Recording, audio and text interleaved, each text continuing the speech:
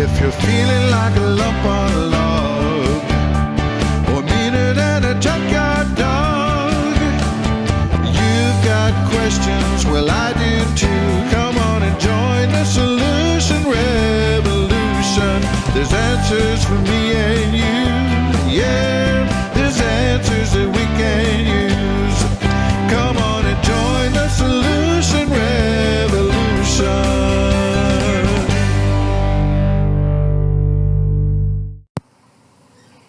Hi, welcome back to Mender Online. We are the Solution Revolution, and my name is Leo Battenhausen. It's great to see you back here again, although I really can't see you. But I don't want to say it's great for you to see me again, although I do feel that way. And I appreciate you tuning in every week for more information that I have, and I am happy to share with you. So welcome back, and welcome back to my birds and my dogs. My parakeets are having a second set of babies soon, which is very exciting, but not really relevant to today's topic. But I thought I'd give you that information because we're excited about it.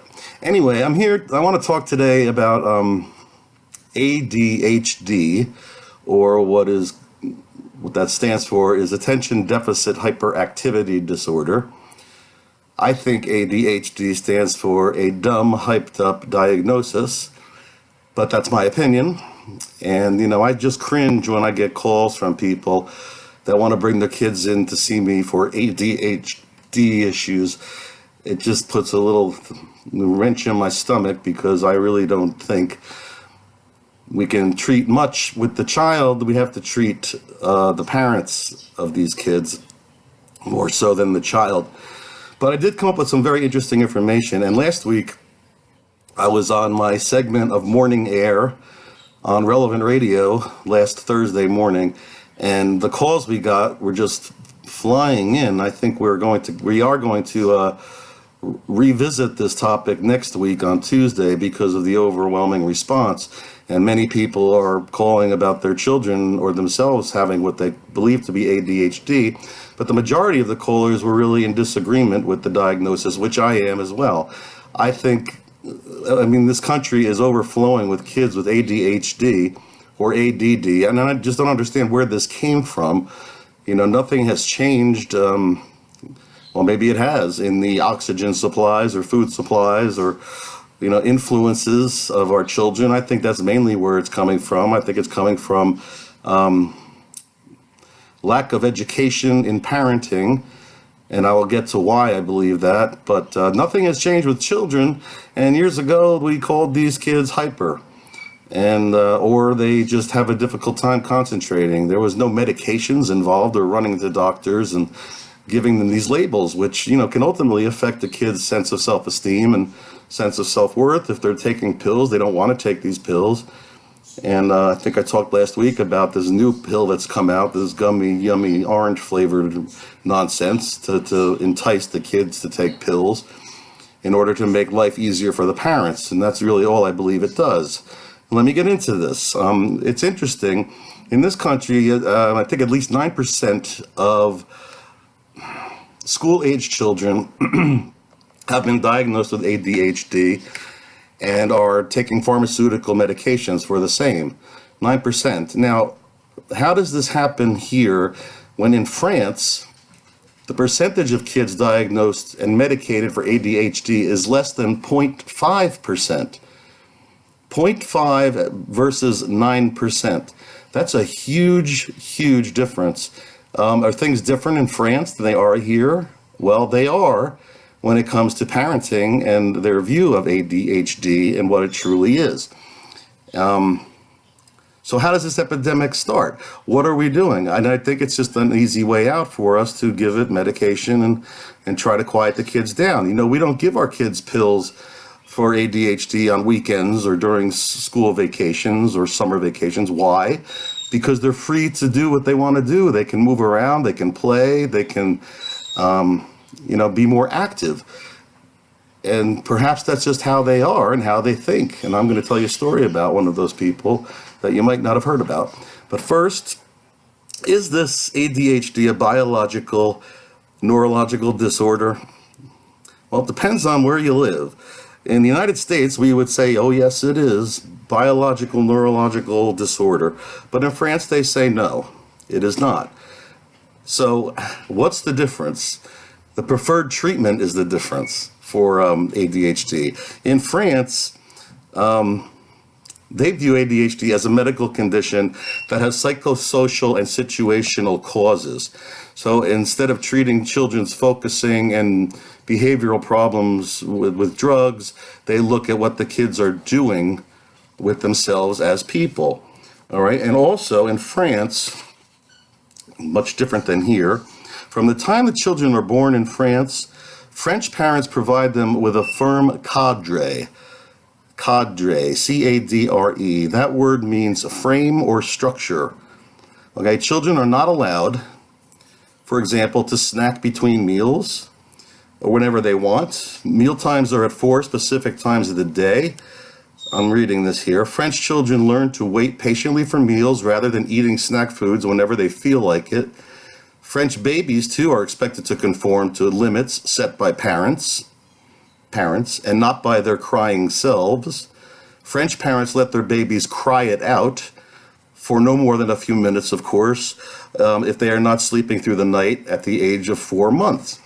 So they're doing something right over there in France with this parenting stuff that we are not doing over here in America. It's quite obvious. 9% versus 0.5% of kids being treated for ADHD speaks volumes to me, folks. And this is why a hyped up dumb diagnosis, a dumb hyped up diagnosis, it infuriates me when I hear parents saying the kids need help. No, you need help, parents. Parents, you need help. You need to provide that structure that the French are providing and not let your kids rule the roost. And a lot has to do with nutrition. We're seeing that. A lot of callers on the Morning Air show the other day said they have treated their child's ADHD with proper nutrition and proper diet. And we know in this country, obesity among kids is outrageous. So we're not seeing that, and these kids are suffering. We have got to get back to grassroots parenting, folks. And I'm sorry, if you're too busy, your kid needs you. And if you're too busy, you're going to have to figure out how to get unbusy and be a parent and do the right thing. And don't just dump your kid off or give them a pill every morning to shut them up. Okay? It makes perfect sense to me that the French children don't need medications to control, their outbursts and their behavior. They learn self-control in their early lives. This is what we are supposed to do too with our kids. Teach them self-control in their early lives. Self-control. Okay? The children grow up in families in which the rules are well understood.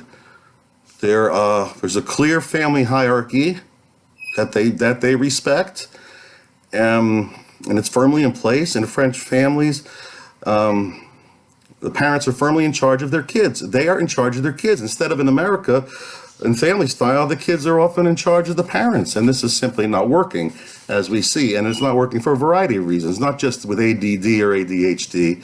It's also affecting our kids with their freedoms and abilities to step outside of being a kid and take on way too much socially and visually and sexually and everything else-ly that their little developing minds are not ready to handle. So what do you think is going to happen? These kids are going to act out.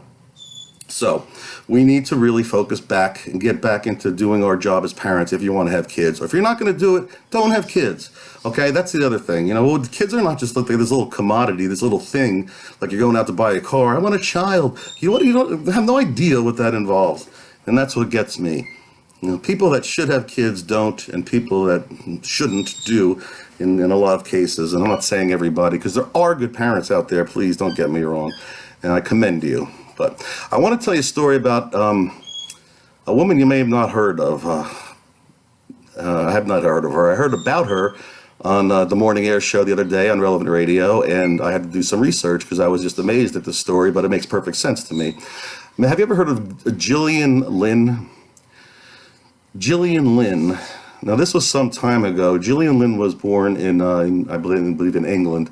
And you may not know her, but she's a choreographer of the play Cats. Most of us have heard of that. She's a dancer, and she's a very good dancer. Now, at a young age, in her teenage years, she was doing terribly in school, and she was very restless at home, unable to concentrate. You know, the same stories we hear from parents today that want to bring their kids in for treatment. They're not doing well in school. The school advised the mother, bring her in to see a doctor, yada, yada, yada. So mom brings her to a psychiatrist, and this was back in, I think back in 1939, way back in the day. Okay, so she brings her in, they're sitting there and talking. Jillian's sitting on her hands, listening to the doctor, taking everything he said in. Mom is in there too. So the doctor says to the mother, I want to speak to you outside in the other office. Jillian, would you please sit in here and wait? We'll be right back. I'll put the radio on for you while you're waiting. So he turns the radio on and they walk out of the doctor's office, mom and the doctor. Little Jillian's in there, and the doctor and the mom look through a window into the room. Doctor says, look, mom, see what your daughter's doing? Well, she's dancing. She's dancing. Yes, she's dancing. Your daughter's a dancer. There's nothing wrong with her. She needs to dance. There's nothing wrong with your daughter. She needs to dance. And back then we would have called this ADHD. Of course, this was not even a thought in anybody's mind yet. But the doctor was right. These kids that supposedly have ADHD or ADD can do things like be auto mechanics. They can work with their hands. They need to move around to think. And maybe many of us have to do that too. We need to move around to think and to be effective and do our job. It doesn't mean we're not capable. But, sitting in a classroom can be very, very challenging for some people. It doesn't mean they have ADHD. There's provisions that can be made. Schools can allow you to stand while you take a test. You can have your child be able to take oral tests. And these have proven to be just as effective and show that the kids are able to comprehend and learn and test well in schools. So we have to be really careful running these kids off onto medications. This is what I'm saying. Some of us just think on our feet. You've heard that expression, well, I think on my feet. That's been around since the start of time, and there's a reason for that, because some people do. And I believe that's what these ADHD kids are. They're thinkers that require movement. Now, how come sometimes these ADD kids or ADHD kids can sit in front of a computer screen for hours on end and get involved with that? It's the stimulation. It's the movement. They need that. I'm not saying video games are a good thing for these people or for anybody at that excessive level, but this is why they can do that. So they're not like people who cannot think and concentrate. We have to know our kids and know what their strengths and weaknesses are and capitalize on their strengths and the way they are made to think. Everybody's different. Taking pills is not the answer. And of course, like I said before, we take them off of these pills when they're off from school because they can do things and they work around the house and they play because that's how they function. So this doctor was a genius back then, and it's a wonderful thing to know. But why aren't we, embracing this type of thinking now? Because pills make lots of money and parents are lazy and they want an easy way out. We are a generation of fix it for me. And this is what's going on. This is what we're teaching our kids. We're not teaching them how to strengthen what is strong in them and benefit from who we are. We're teaching them you shouldn't be who you are. Take this pill to be what I want you to be. And this is simply just not going to work. And it's not fair, and it needs to really be reevaluated and re-examined. Look at France. They have the ability to not even deal with ADHD to the extreme we do here. We label these kids like it's another pair of shoes. Here you go, have another diagnosis. And the ADD and ADHD are just one of the many. But our kids need to be kids, and this Ritalin thing can be very effective for some kids. I get that. We all get that. Some kids truly do need medication, but not to the extent, in my opinion, that they're being medicated today. It's become too easy of a fix for lazy parents and big money for pharmaceutical companies and doctors who are also not willing to do a job and just want to or keep the parents off their back and prescribe a medicine for their their patient's kid. They don't want to be bothered. So this is what therapy should be about when kids come in for this ADHD. And when I start talking to mom and dad about my opposition of medications, sometimes I get a very welcome response to that, and other times they don't want to hear anything about it because those medications have made my life so much easier and they do so much better. I don't believe that to be true. I believe we need to find out how to really help our kids be who they are and benefit from them. Maybe you have a dancer in your house. Maybe you have an auto mechanic in your house. Maybe you have a tree surgeon in your house. Somebody needs to understand and get this message out there. Other countries have it under control because they're doing the right thing by their kids.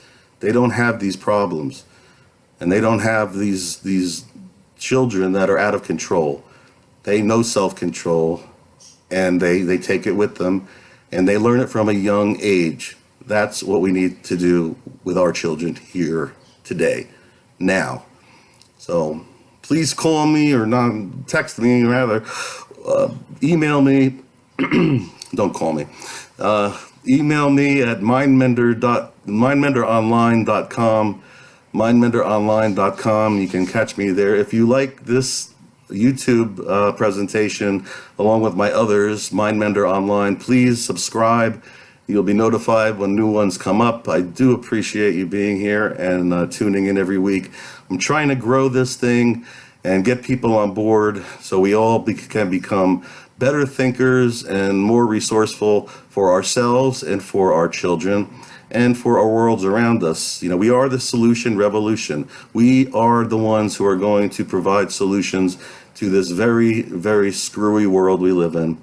So until next week, thank you for tuning in. I'm Leo Battenhausen. God bless you all, and I'll see you next week. Have a good time.